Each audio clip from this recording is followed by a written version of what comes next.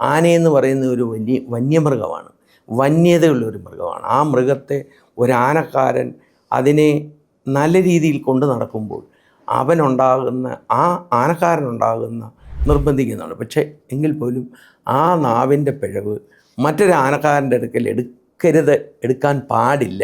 ആനക്കാരനെന്ന് പറയുന്നത് അവൻ്റെ ജീവിതത്തിൽ അവന് ഒരുപാട് ക്ലേശത അനുഭവിച്ചിട്ട്, വളരെ ത്യാഗം അനുഭവിച്ചിട്ട്, വളരെ വളരെ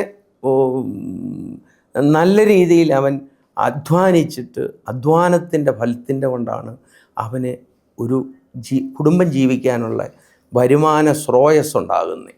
ആ സ്രോതസ്സിൻ്റെ ഫലമെന്ന് പറയുന്നത് അവൻ്റെ ഏറ്റവും വലിയ കഠിനമായ അധ്വാനമാണ്.